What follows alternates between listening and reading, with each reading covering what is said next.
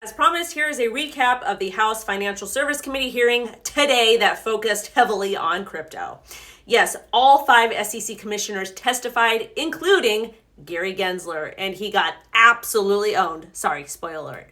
Anyways, they addressed questions about crypto and the SEC's regulatory approach. I'm going to break down the key highlights in the hearing because it was hours long and nobody's got time for that. I'm CryptoWendyO. I cover everything crypto every day. Make sure to like this video, drop a comment with your thoughts of the breakdown, and make sure you are subscribed to stay up to date. You don't want to miss everything, especially in election season.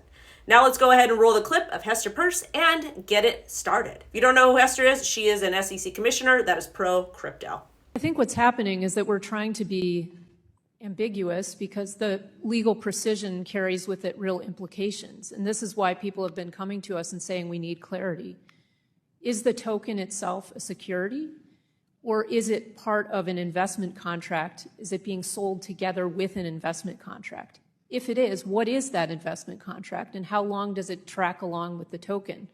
By using imprecise language, we've been able to sort of suggest that the token itself is a security apart from that investment contract, which has implications for secondary sales. It has implications for who can list it.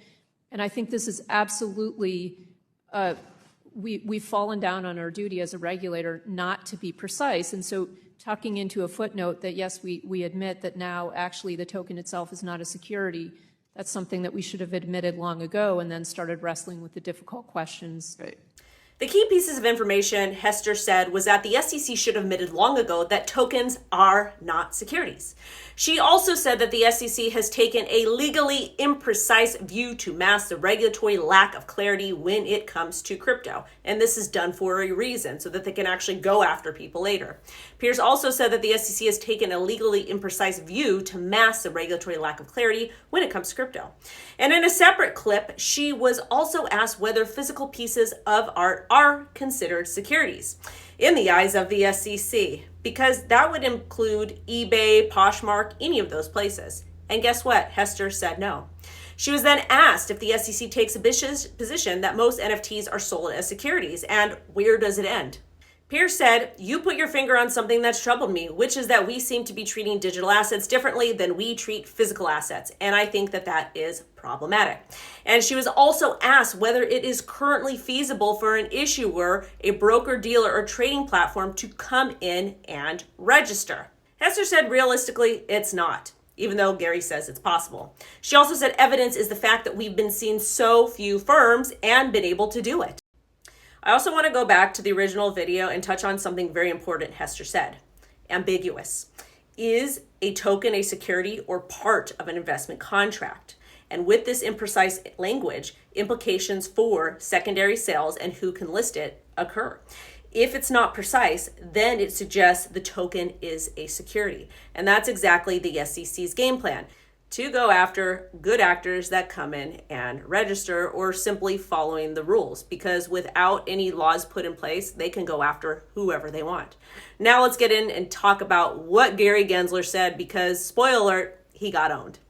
Gensler relied heavily on the Howey test and reaffirmed the SEC's reliance on Howey to determine whether crypto are securities or not. Most of you know that Howey was created in the 30s and crypto wasn't even a thought then. Then Gary said the SEC remains merit neutral on blockchain tech. Quote, by putting something on a blockchain ledger doesn't change the economics. Whether it's good investment, and we stay merit on that neutral. Other commissioners criticize the SEC's regulation by enforcement approach, which they should, and committee chair Patrick Mahenry accused Gensler of turning the SEC into a rogue agency, which they kind of are, because they just go after people and sue them instead of following the law or creating one or working with Congress to.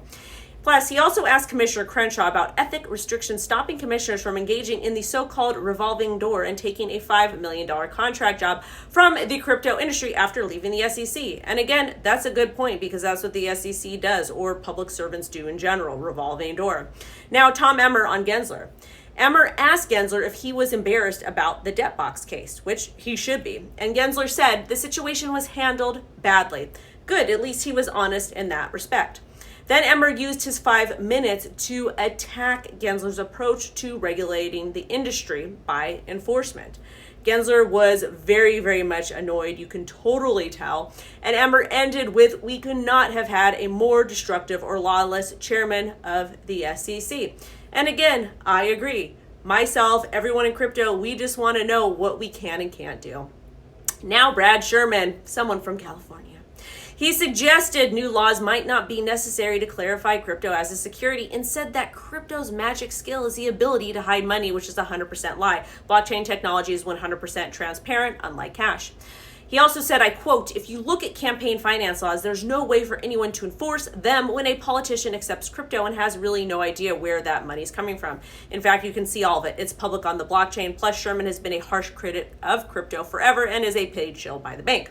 Now, Democrat Willie Nickel asked every commissioner if they agree with VP Harris in her call to promote innovation in the U.S.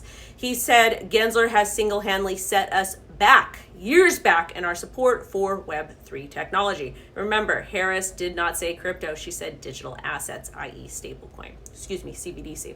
Next, Congressman Warren Davidson went after Gensler over regulation and grilled him hard. He proposed the SEC Stabilization Act as a structural reform to deal with the Gensler problem.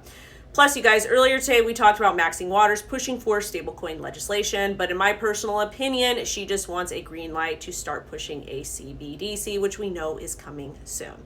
And right before today's hearing, red lawmakers led by Patrick McHenry, Cynthia Lummis, urged the SEC to appeal SAB 121. We will touch on that more tomorrow during the live stream around 10:30 a.m. PST because it's been a day and this is a lot of information. Again, thank you guys so much for watching, and remember to comment and let me know your thoughts on the recap. Bye-bye.